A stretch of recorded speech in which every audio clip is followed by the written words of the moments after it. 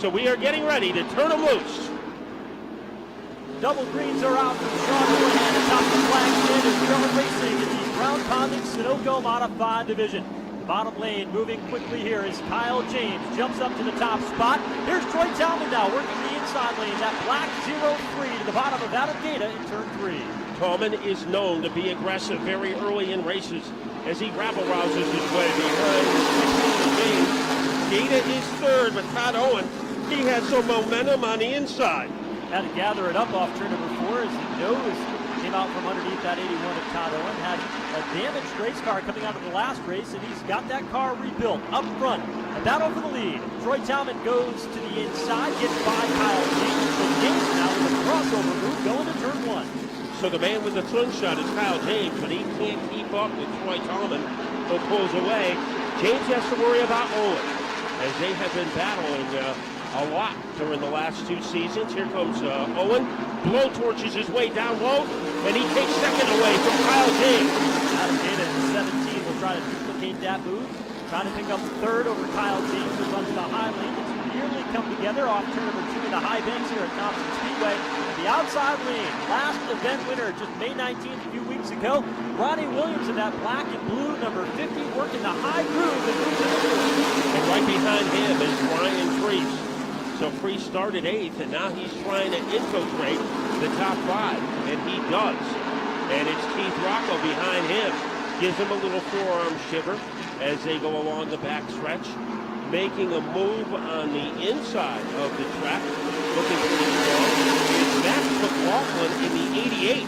So McLaughlin has come up into the upper echelon of the field. That's his first time racing here at Thompson Speedway Motorsports Park in that black number 88, the bottom half of the top 10. Right now he rides in 7th behind his teammate and car owner, Keith Rocco. Battle for 3rd. There's Ronnie Williams now looking to the inside of Kyle James in turn 1. He makes a dive bomb move, and it pays off. Ronnie Williams in 3rd. Now Priest getting close to Kyle James. Rocco in the neighborhood.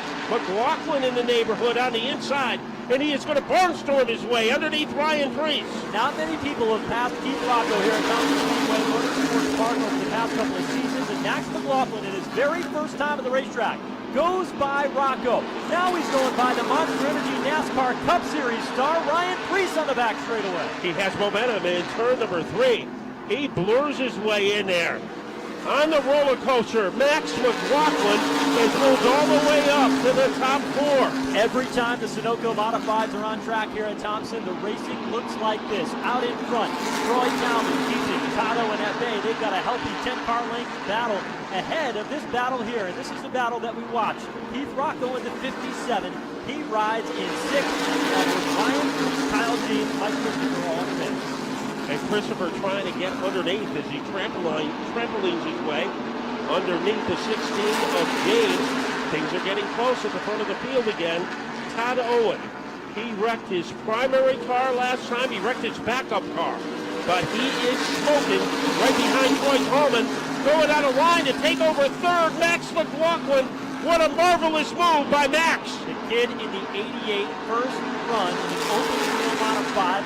Watched some videos on YouTube, talked to a couple of drivers, and it did not take him long to figure out this racetrack. Meanwhile, trouble deep off turn number 4 to 47. One heck of a save for Jimmy Jordan. That thing was headed straight towards the outside wall. He gathered it back up in the middle of traffic, and he was able to continue on. No other car involved in the state.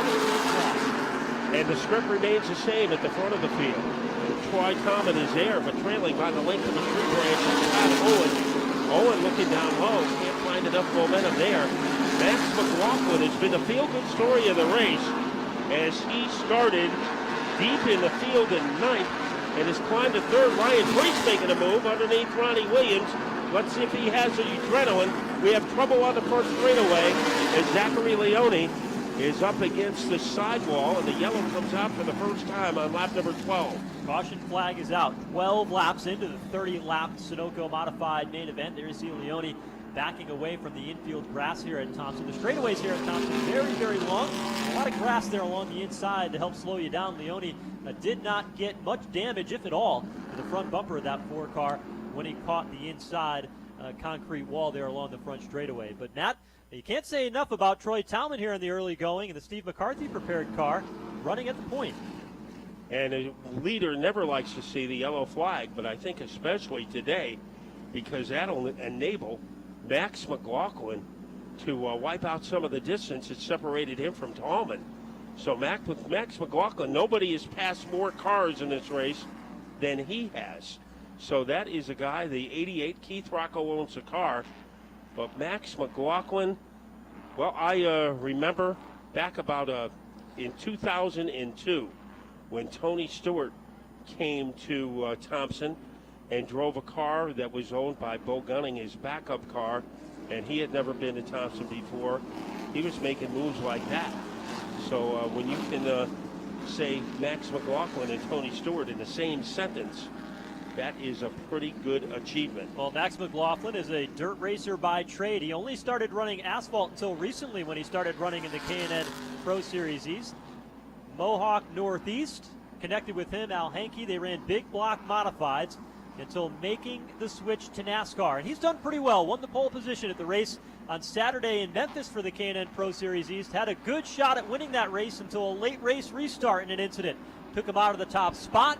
But he's up to third now here in the Sunoco Modifieds at the Big T. Green flag is back out. Troy Talmadge, the black number 3 to the bottom. And there's a bit of contact between he and Todd Owen as they head for turn 1. And Priest going down low, almost made it 3 wide. So Priest is a live wire in the top 4. Tallman back out in front. Priest. And now McLaughlin with a move out of nowhere. Can he make it stick? And the answer is no. Tallman gets its lead back. But what a thrill and what an adventure for Max McLaughlin. McLaughlin had that preferred outside lane, but he gives it up for the crossover move, chops the nose off Ryan Priest, gets that right foot hammer down to the back straightaway, and here is Max McLaughlin now to the bottom. Turns 3 and 4, and the first-timer leads at Thompson. But Ryan Priest has moved into second. So Priest has a lot of wins here in car number 31. He is in second, ahead of Tallman, Owen 4th, Rocco 5th, Ronnie Williams 6th, but Max McLaughlin, it took him 13 laps to go from 9th into the lead, and he had bottom shot moves that we haven't seen here all season long. Ryan Priest and his team did not expect to run a lot of modified races this year. They sold one of their backup cars, just registered the race trailer to come to the racetrack just last week. Now he's up to second, trying to get back to Thompson victory lane. The battle is on a bit deeper in the field. Here's that 57. That belongs to Keith Rocco as he challenges Todd Owen. Now moving into the upper tier of the field, Woody Pitcat in the 10A. So he is 6th, 1 spot ahead of Mike Christopher Jr. The battle is raging wildly up at the front. Priest with room on the inside. McLaughlin gave him some daylight on the bottom, but Priest wasn't quick enough to take advantage of it. The biggest advice that they gave Max McLaughlin before this race is they said, here at Thompson with this high bank, just drive it in deep, and if you think you're not driving it in deep enough, just drive it in deeper. And it worked. He picked up this racetrack in no time, and he's holding off one of the best, a champion and a multi-time event winner in Ryan Priest, who's right there in second. If he drove it in any deeper, he would be in Canada. What a great job by McLaughlin. Third is up for grabs between Troy Tallman, looking for a second career Thompson win, Todd Owen and Keith Rocco. But it is McLaughlin, but he has a former champion crazy glued to his back bumper. 11 laps to go in the Sunoco Modified main event. It's McLaughlin and Priest. Here's Owen now in that maroon number 81, looking down to the inside of Troy Talmadge. Talmadge runs high. Rocco starting to move into the picture as he rides in 5th. And Owen tried to get underneath, but didn't have enough pizzazz. The margin for McLaughlin, 0.24 seconds over the number 31 of Priest. So McLaughlin just 0.2 of a second quicker than Ryan Priest. It almost looks like a Keith Rocco-Ryan Priest battle. How many times have we seen the colors of Keith Rocco leading here at Thompson with Ryan Priest right there as well? But it's not Rocco behind the wheel in that familiar number 88. Instead, it is Max McLaughlin, who calls his home in North Carolina. But he has certainly made Thompson home here in a quick 21 laps. Priest again working the inside lane of the baking. Just doesn't have the momentum to draw alongside and challenge to the young driver. Now Owen, once again, getting a scare from Keith Rocco. So Rocco trying to fireball his way underneath Owens. Can't make it happen. Pitcat 6th, Christopher 7th.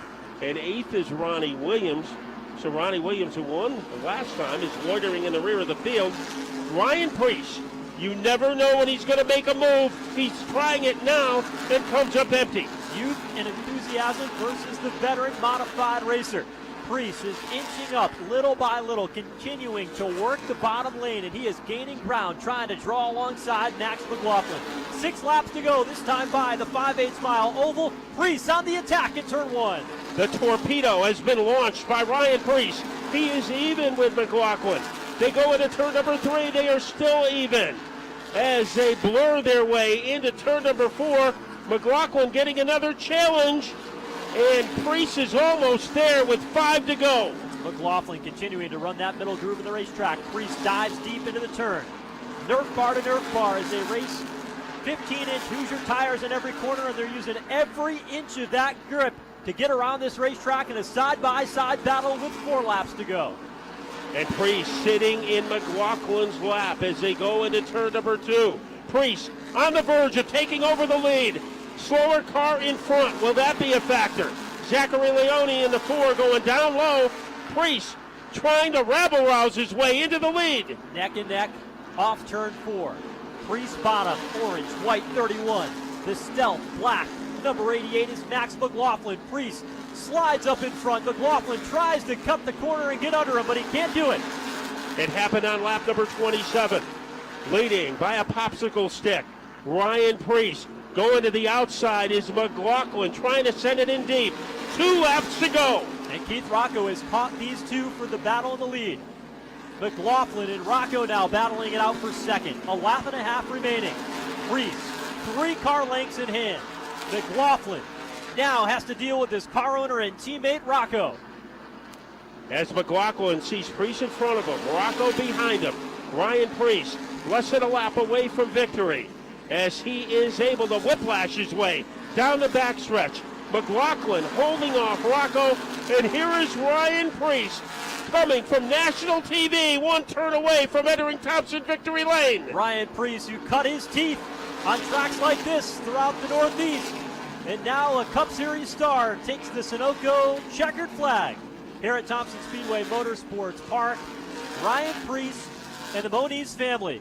It was Al and Kathy Moniz who put the skin in the game for Ryan Preece to have a shot at the national level. They sponsored his ability to go to JD Motorsports. They backed his effort when he went to Joe Gibbs Racing and got that win that vaulted him to the Cup Series. And today, Ryan Preece repays the favor. He goes back to victory lane for Albert, Kathy Moniz, the 31 team, Chassis Dynamics, Mike Paquette, and the entire group that helped him get to where he is. And Ryan Preece gets to celebrate in Critical Signs victory lane.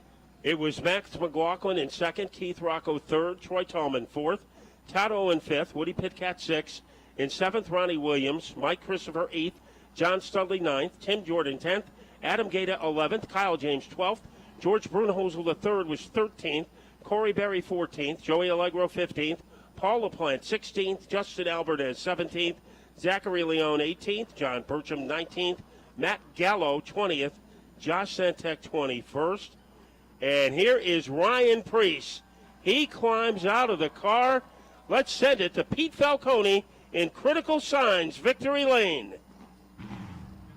And a very happy Ryan Preece climbs out of the car, and I'll tell you what, that's a heck of a homecoming.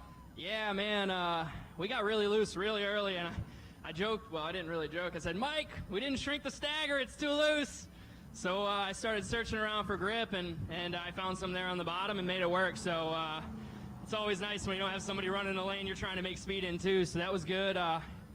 Big thank you to Albert and Kathy Moniz for getting this car ready, all the guys that came out, Hams, Sean Waddell Communications, Falmouth Ready Mix, Racing Electronics, Thompson for having us all here and making this a big event, and a lot of fun.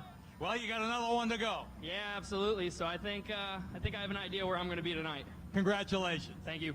Ryan Preece comes back to Connecticut, and he comes back to victory lane in fine fashion here in the Sunoco Modified feature.